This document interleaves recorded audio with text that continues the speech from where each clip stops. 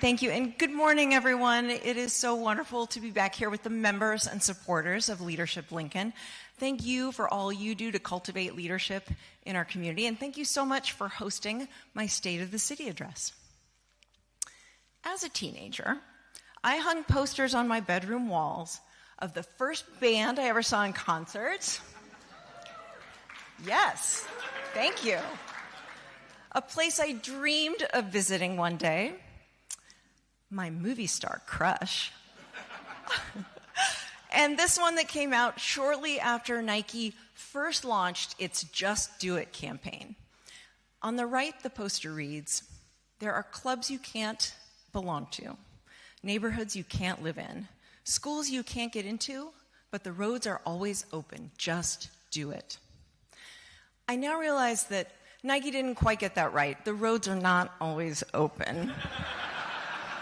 Everyone in Lincoln knows. Yeah. Welcome.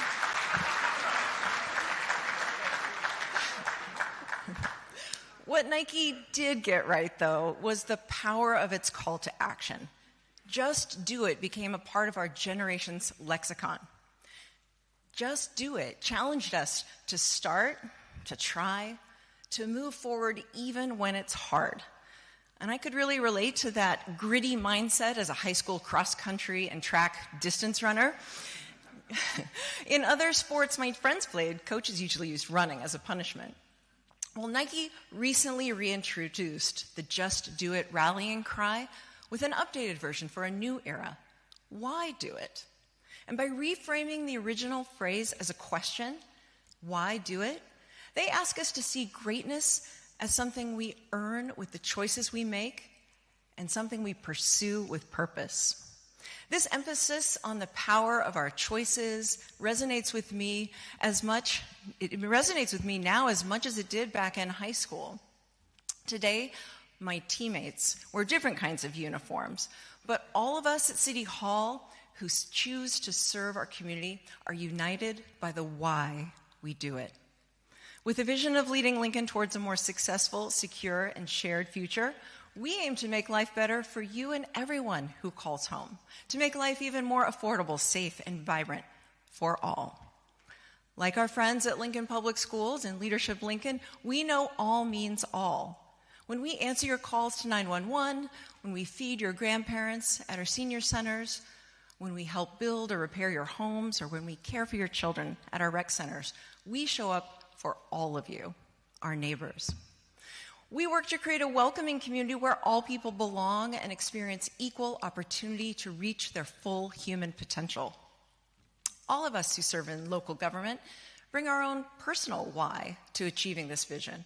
And I encourage you to seek out my City of Lincoln colleagues after this program and ask them about their why. Their inspiring answers make me incredibly proud to serve alongside them. And here are just a few of the amazing leaders I'm talking about. Members of the Lincoln City Council, would you please stand and let us thank you for your leadership?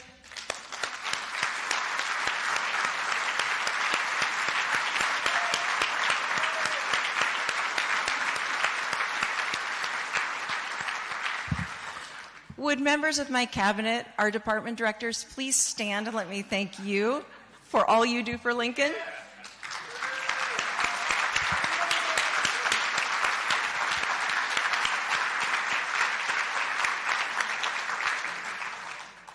Our city team works in partnership with many others whose why has also led them to serve our community. Would you please join me in thanking all of our elected officials who are here with us?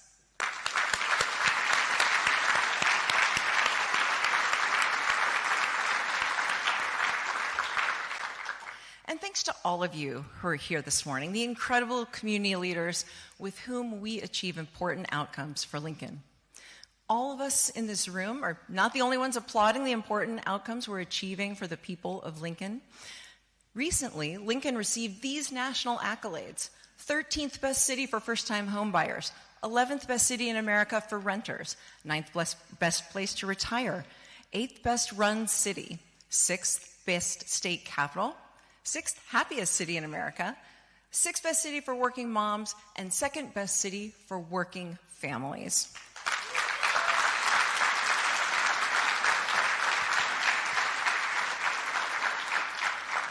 Given that by population, Lincoln is the 72nd largest city in the country, it's clear that here in the heart of Husker Nation, we outkick our coverage. Yes, the state of our city is strong.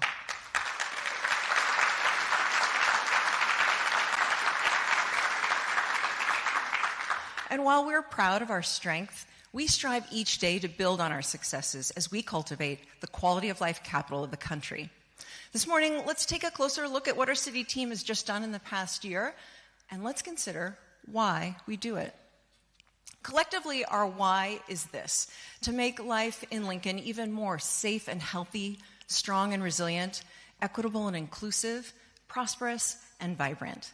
And we make strides toward making Lincoln the safest and healthiest capital city in America because public safety is our top priority.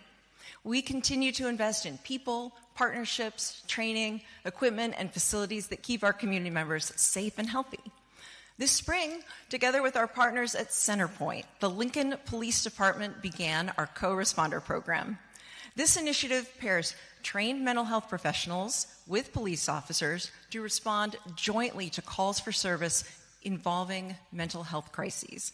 And since March, our co-responders have helped respond to more than 220 calls, connecting community members experiencing mental health challenges with the services and treatment they need to heal. LPD's alternate response program for unsheltered individuals is another public safety innovation delivering results. We redirect calls that don't require a law enforcement response to Centerpoint's street outreach team. And to date, these efforts have successfully housed more than 60 individuals. And to protect the safety of the traveling public, we have put the brakes on dangerous driving. LPD and our city law department have worked with the city council members to pass an ordinance giving police officers more enforcement tools to hold reckless drivers accountable, making our streets and neighborhoods safer. Thank you.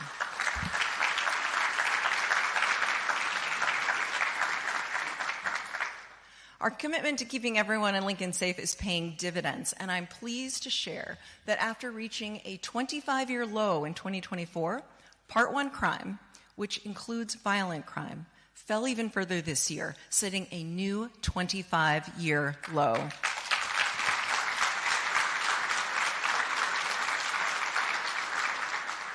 We could not achieve these results without Lincoln's finest, the talented members of our Lincoln Police Department.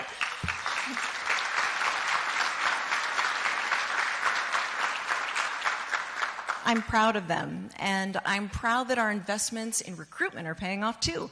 LPD is now nearly fully staffed at 97% of authorized strength, thanks in part to the 22 recruits we welcomed in our current academy, the largest class in recent history. And just yesterday, the City Council approved a new contract with the Lincoln Police Union that increases wages 17% over the next 3 years, putting LPD in an even stronger position to recruit and retain the best law enforcement professionals to serve you.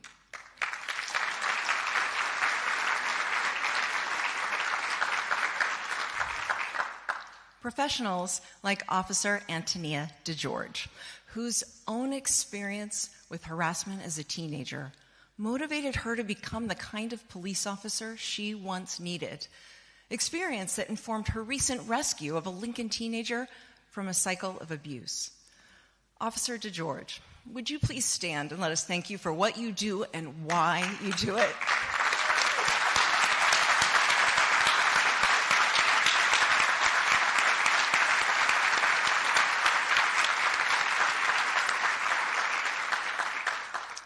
Alongside LPD, our amazing team at Lincoln Fire and Rescue forms the foundation of our public safety response. In January, we literally laid a solid foundation when we opened up LFR's new Station 8. And this modern station represents the city's commitment to ensuring our first responders have the facilities, tools, and resources that they need to keep themselves and our families safe. And as part of this commitment, I'm pleased to announce I recently convened a new Public Safety Facilities Task Force. And this group of community members will review Lincoln's fire and police facility needs and make recommendations about how best to meet them. Why do it? because strengthening our public safety infrastructure is pivotal to keeping everyone in Lincoln safe, as is preparation. We know that first responders' training, technology, and equipment can be the difference between life and death, which is why we invest in them and why we invite our community members to download the PulsePoint app and gain skills to be lifesavers too. In 2024, Lincoln residents performed bystander CPR at a rate far above the national average, helping LFR achieve a cardiac arrest survival rate more than double the national average. Last year, LFR brought 24 people back to life from sudden cardiac arrest.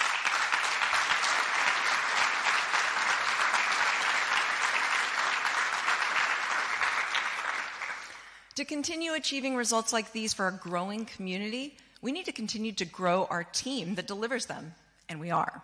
I am so pleased to share that the city recently secured a $2.3 million grant from FEMA that we will use to hire 9 new firefighters. And as we grow LFR, we outfit them with the tools they need to keep us safe, like these 2 newly acquired tanker trucks. Yes, Councilman Washington, thank you. These trucks provide a reliable and mobile water source, helping LFR safeguard areas on the edge of town.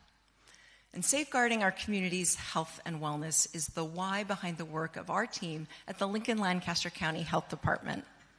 To strengthen families and support youth behavioral health, our health team collaborated with Bryan Health, CHI Health St. Elizabeth, and other community partners to develop the 6 Pillars for Emotional Wellbeing video series. And this series empowers parents to create healthy habits that grow emotional health for their children and families.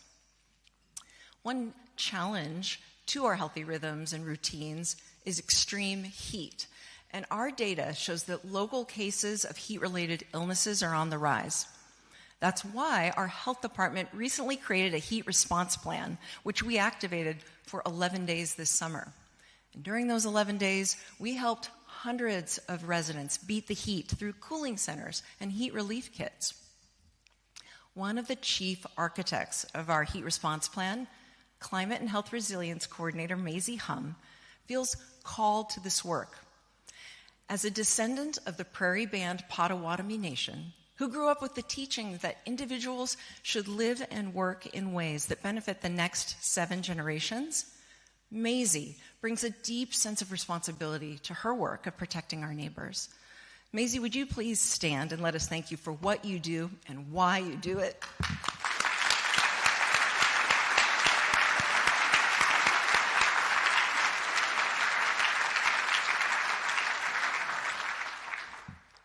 As we work to fortify the health and safety foundations of our community, we also fortify our actual foundations, the infrastructure that accelerates Lincoln's growth and resilience. Here's how and why we are building a strong and resilient city. Well-maintained streets support public safety, economic development, housing construction, and our quality of life.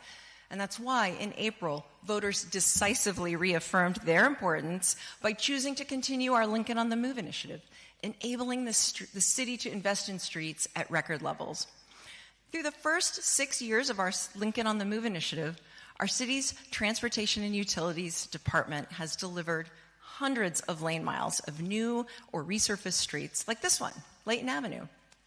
And over the next 8 years of Lincoln on the Move, we expect to invest an additional $144 million in our streets and achieve results that you can see and feel, like swift commutes and faster emergency response times. In the coming year, we will continue to focus on how strategic street investments can support even more construction of housing. As we make strategic street investments, we look to one of the busiest in Lincoln. 20,000 people drive along O Street every day, evidence of its vital role in getting us all where we need to go. Given the age of O Street and the fact that our monthly parking data shows that monthly parking in our downtown garages has returned to pre-pandemic levels, we see multiple reasons to reinvest in our city's iconic Main Street. Through Project O Street, the city will repair or replace aging street, sidewalk, and water main infrastructure and improve the streetscape. This generational investment will enhance our economic opportunity and quality of life for Lincoln residents, businesses, and visitors far into the future. Another generational investment came in January in the form of our largest ever competitive grant award to rebuild the intersection at 33rd and Cornhusker Highway. When the late Mayor Don Wesley heard the news of this $66.7 million federal grant award, he immediately sent me a message sharing his pride that there was finally a finish line to this project in his beloved Northeast Lincoln.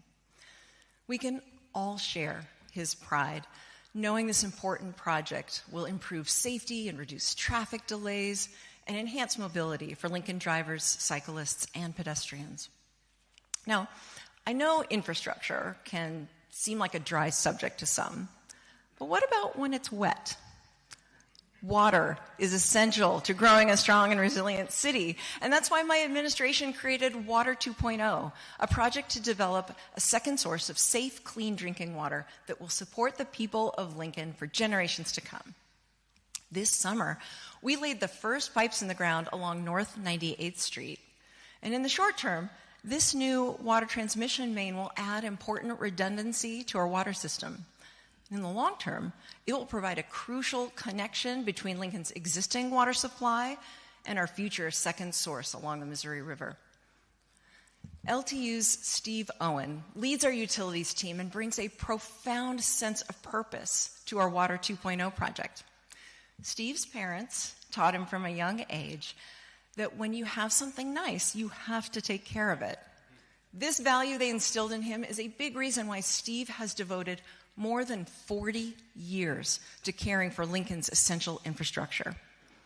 When a bomb cyclone caused flooding of our water system's well fields back in 2019, Steve was in this Black Hawk, dropping sandbags and helping prevent further flood damage. Steve, would you please stand and let us thank you for what you do and why you do it?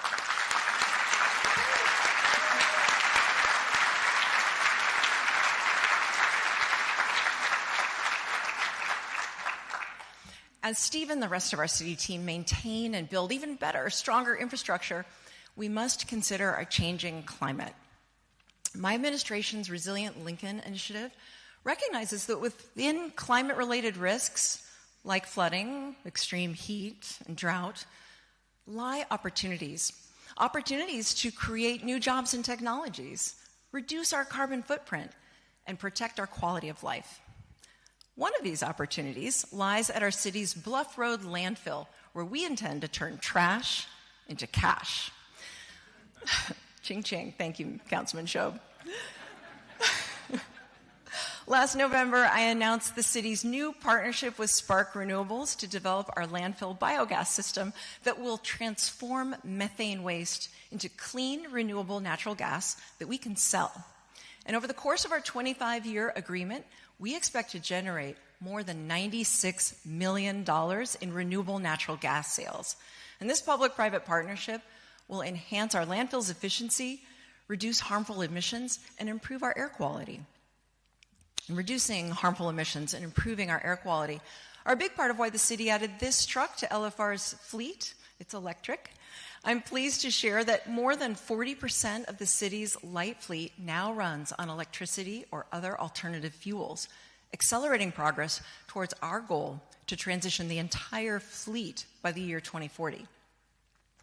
EVs like this provide the added benefit of saving the city money on maintenance and fuel costs.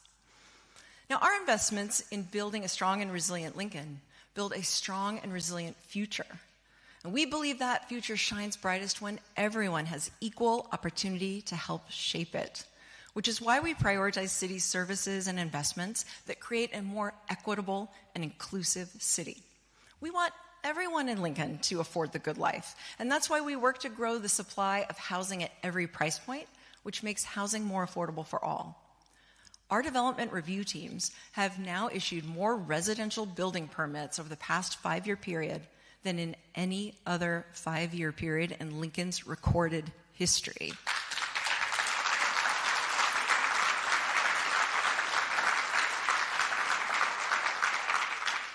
Key to that progress and to making Lincoln even more equitable and inclusive is growing the supply of affordable housing.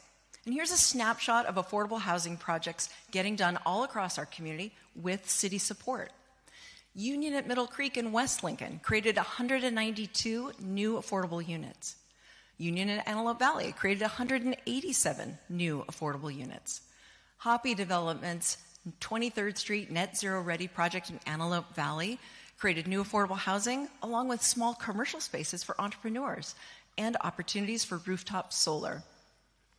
Family Service Lincoln's 51 Commons will combine affordable housing with youth programs, a community center, a garden, and supportive services in Northeast Lincoln.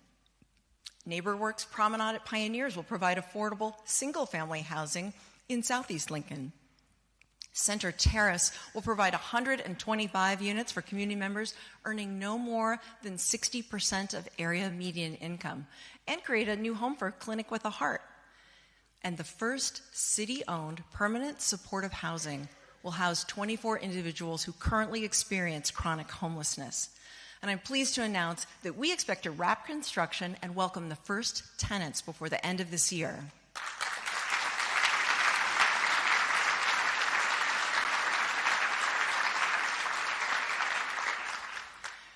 In pursuit of my administration's goal to achieve 5,000 new or rehabilitated affordable housing units by 2030, I am thrilled to announce that as of last week, we have reached 3,201 units, putting us more than 64% of the way toward achieving our bold goal.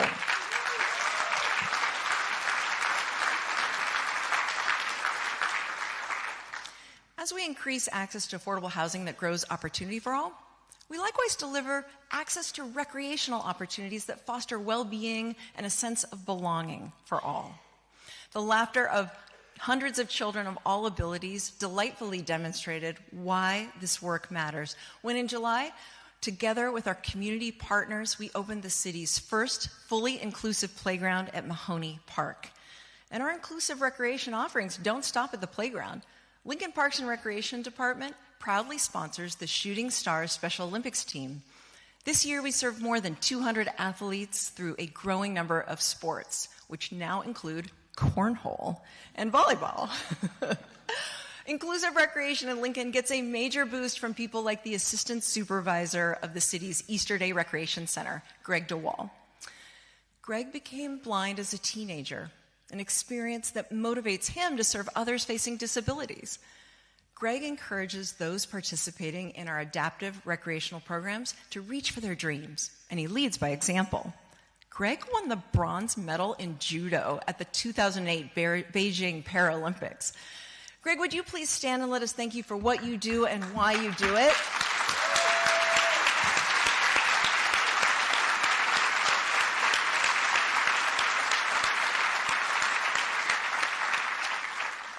When it comes to cultivating an equitable and inclusive city, we made strides this year for people of all ages in Lincoln.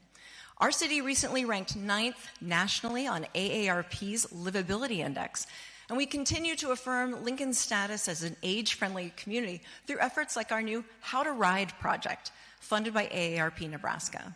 And through this project, our Aging Partners team is joining forces with StarTran and Lincoln's cultural centers to create hands-on public transit training. It makes it easier for older adults to get where they want to go. And to protect older adults from those who would prey upon their trust, I'm announcing today that I will soon propose a new city ordinance that would protect our seniors and all residents from scams that involve cryptocurrency.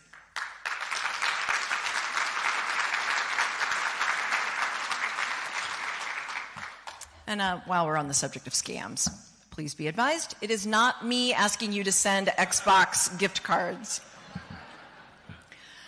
When our city works for everyone, everyone can work to make our city prosper.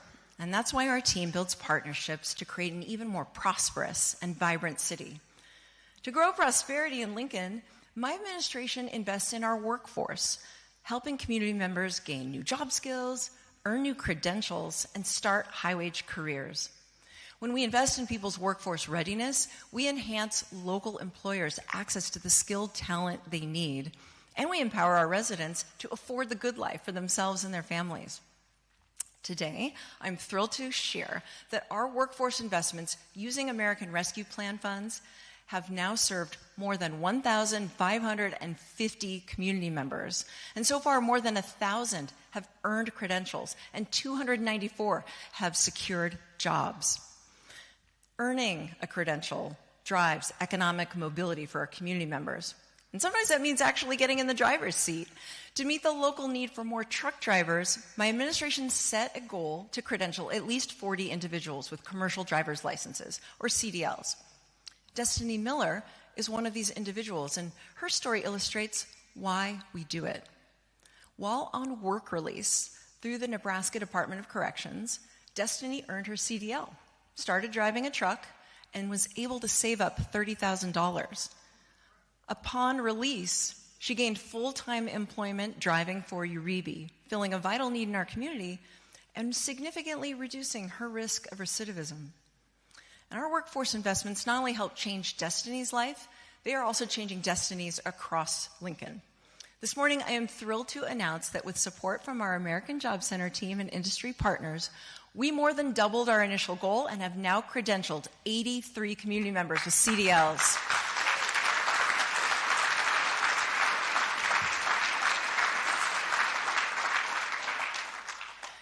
As we equip our workforce for today's high-demand careers, we keep an eye on the needs of tomorrow. And that's why in February, we launched the Future Ready Workforce Initiative. And through this partnership with Southeast Community College and IBEW Local 265, we expect to support 125 community members as they become electricians, HVAC mechanics, and automotive service technicians. Our first cohort of city-funded apprentices has already begun their training for these high-wage careers. And another way that my administration aims to grow our workforce is by removing barriers to employment. Access to high-quality, affordable childcare is critical to supporting working families and to giving our littlest residents a great start in life. And that's why I'm excited to announce today that the city will soon introduce new zoning changes that make it easier to expand an existing child care center or to open a new one. And I'm also pleased to announce that the city will commit $250,000 to Lincoln Littles to provide tuition assistance for as many as 83 children, helping working families afford early childhood education.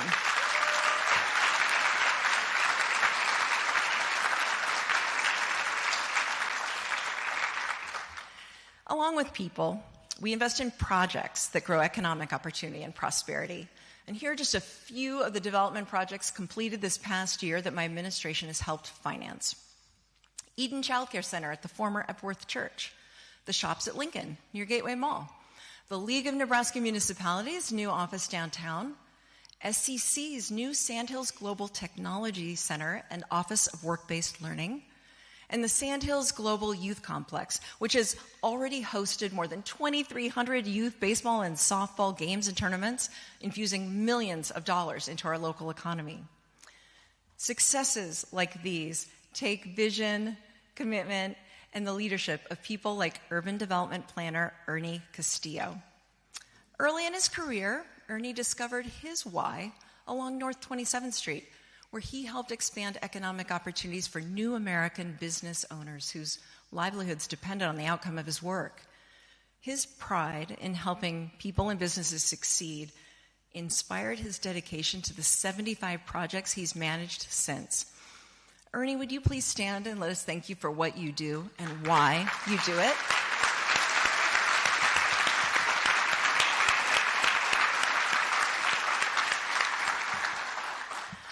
Another reason why work like Ernie's matters: projects that grow our local economy and tax base enable the city to provide the services that grow everyone's quality of life.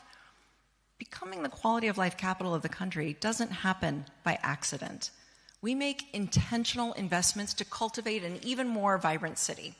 And one of these investments is our development of a music district that amplifies our live local music scene, grows our economy, and creates an even more dynamic downtown. This summer, we renamed the district Beamer Street. And by renaming the heart of Lincoln's music scene after a longtime zoo bar owner, the late Larry Beamer, we celebrate his influence and tell more of our Lincoln story to all who come here. And just a block away from the Zoo Bar, we turned up the volume by opening the Music Box with our partners at the Downtown Lincoln Association. The Music Box is a rehearsal, recording, and education space designed to help emerging musicians and technicians build successful careers in the music industry right here in Lincoln. And just a little further from the Music Box than you can throw a guitar pick, another new space is coming, one that also will catalyze creativity and build community and enrich our quality of life. 21st century libraries power 21st century cities, and we have a once-in-a-generation chance to transform the Centrum building at 11th and O Streets into a dynamic space that will grow everyone's access to cultural, economic, and lifelong learning opportunities.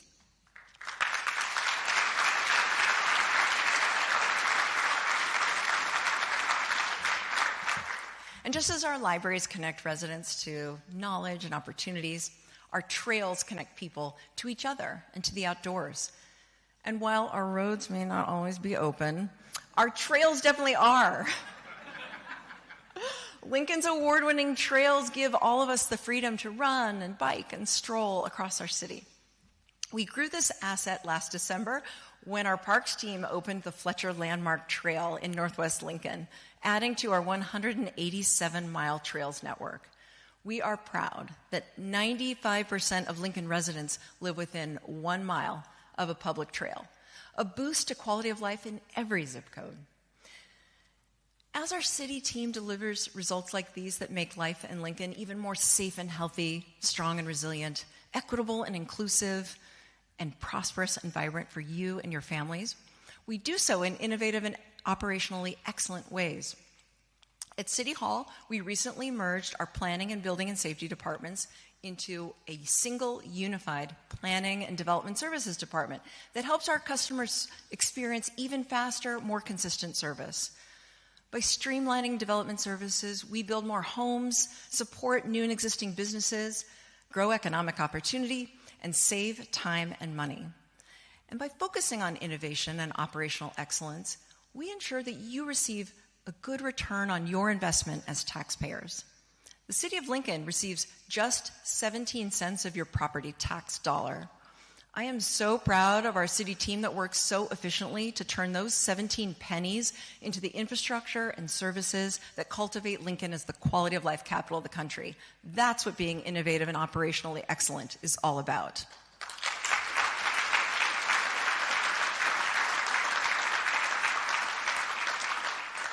And so much of the innovative and excellent work that Officer DeGeorge, Maisie, Steve, Ernie, Greg, and the rest of our city team do for you traces back to our unique answers to the question Nike poses: why do it? During the high school and college years that those posters hung on my bedroom walls, I lost close friends of mine to car accidents, to gun violence, to cancer, and I became keenly aware that life is short. Part of my why is that I want to be worthy of the time I have on this earth that my friends didn't get. I want to earn this time I still have and make it count for others with the choices I make and the steps I take. My purpose is to make life better for all of us who are still here. My family, my friends, my neighbors, my community. What is your why? What will you do with this priceless time you have on this earth? And why will you do it? Because we in Lincoln ask ourselves these powerful questions about our purpose and choose to act on the answers, we are crossing the finish line on so many initiatives that cultivate our high quality of life. And we will keep suiting up for the challenges that come next. And while the rest of the world too often feels chaotic and in crisis, we stay stable and steadfast in our pursuit of creating a more successful, secure, and shared future together. We are a city of neighbors helping neighbors. Neighbors who know that we can make a difference and who do. Neighbors, all of us, who know our why and run with it.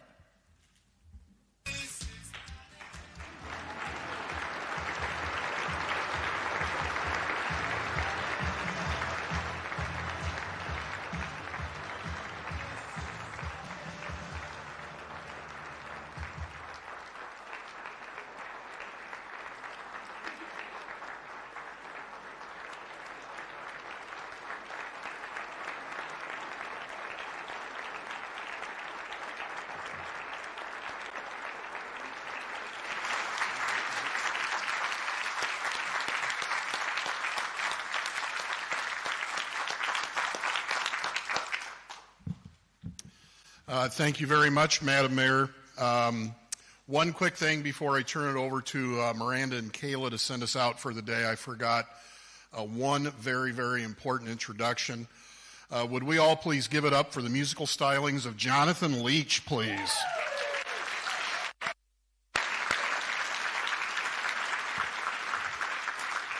And next year, Jonathan, let's put you somewhere a little bit more prominent. Nobody puts baby in the corner. And just in case you were worried, I did grab something to eat, but at this point it's lunch, not breakfast.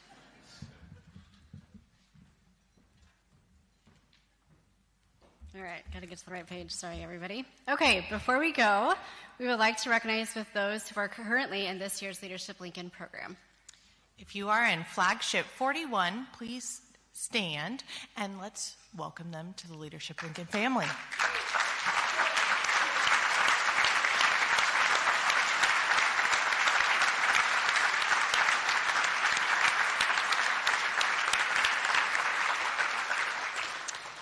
If you are in the Executive Series 38, please stand and let's welcome them.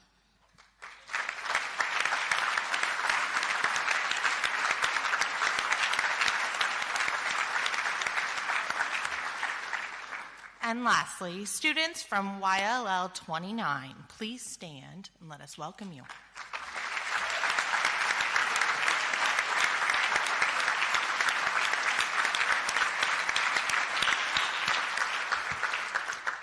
Again, thank you to our sponsors, Mayor Larry Ann Gaylor Baird, and the committee, and all of you for being here today.